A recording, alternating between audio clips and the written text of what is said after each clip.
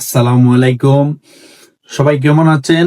আশা করি সবাই ভালো আছেন। আজকেই চলে আসলাম আপনাদের সাথে কিছু কথা শেয়ার করার জন্য।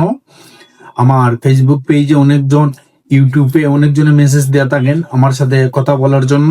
তো আপনারা যারা জাপান ট্যুরিস্ট ভিসায় ঘুরতে চান, আজকে একটা আপনাদেরকে আইডিয়া দেবো। যারা বিজনেস আছেন, বিজনেসম্যান, যারা ব্যবসায়ী আছেন, তাদের জন্য এই ভিসা সম্পর্কে কিছু আলোচনা করব। জাপান হচ্ছে ইউরোপ আমেরিকার চাইতে উন্নত একটা দেশ। সারা পৃথিবী থেকে এগিয়ে আছে জাপান। তো জাপানে হচ্ছে আপনারা যারা জাপান ট্যুরিস্ট ভিসা যাইতে চান, আপনাদের কি কি ডকুমেন্ট লাগে এবং জাপান যাইতে আপনার কত টাকা লাগে, এই ভিডিওতে আপনাদেরকে একটা আইডিয়া দিয়ে দেব। আর যারা আমাদের ভিডিওগুলো দেখেন, তারা সবাই একটু শেয়ার করবেন। আর আপনারা কোন দেশে যাইতে চান, আমার সাথে আপনারা যোগাযোগ করতে পারেন। ট্যুরিস্ট ভিসার জন্য আপনাদেরকে একটা আইডিয়া দিয়ে থাকবো।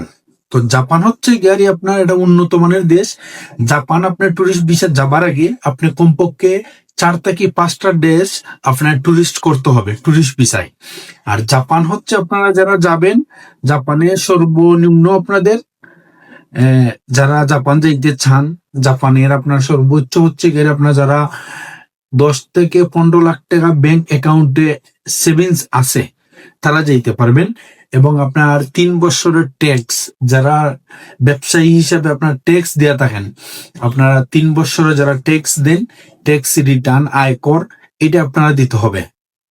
তারপরে হচ্ছে গিয়ে আপনার ব্যাংক স্টেটমেন্টে আপনার পার্সোনাল 10 থেকে 15 লাখ টাকা আপনার 6 মাসে আপনার দেখাইতে হবে আপনার ব্যাংকে আছে বললা। আর সবসময় আপনার যে ব্যাংকের অ্যাকাউন্টটা দেখাবেন, এই অ্যাকাউন্টটা হচ্ছে আপনার যে ট্রানজিট, যে ভিসা আপনার ট্রানজিট হচ্ছে, যেমন আপনার 1 মাসে 5 বার 6 বার টাকা তুলছেন, ওই ভিসাটা আপনাদের লাগবে মেনলি। তো আপনাদের হচ্ছে গাড়ি যে বিষয়টা হারি, এখানে যারা আপনারা জাপানের টুরিস্টের জন্য আবেদন করবেন, এটলিস্ট আপনাদের কিন্তু লাইসেন্সটা হতে হবে আপনার মজবুত। যে লাইসেন্সটা, এই লাইসেন্সটা এগেইনস্টে আপনারা দিতে হবেন ট্যাক্স সরকারকে। আপনি 3 বছরের ট্যাক্স, আয়কর রিটার্ন দেখাইতে হবে, তখন আপনারা ভিসাটা পাবেন। আর জাপানের যে হচ্ছে গিয়ে আপনার জাপান আপনি আজকে দিলেন কালকে ভিসা পাবেন তা নয়। জাপানের হচ্ছে আপনারা যে ভিসার ডকুমেন্ট সবগুলো আপনারা রেডি করবেন, 3 সার্টিফিকেট রেডি করবেন, সবগুলো দেখার পরে আপনার জাপান থেকে আপনার একটা অ্যাপয়েন্টমেন্ট লেটার আপনারা নিতে হবে আপনার ভিসা জমা দেওয়ার জন্য। তখন আপনার বিএসএফ গ্লোবাল আছে, ওইখানে আপনারা যোগাযোগ করে আপনারা ভিসার পারমিট নিয়ে নেবেন।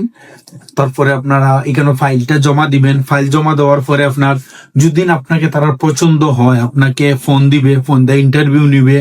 আপনারা সরাসরি ইন্টারভিউ নিবে এম্বাসিতে। জাপান তো আপনারা বুঝেন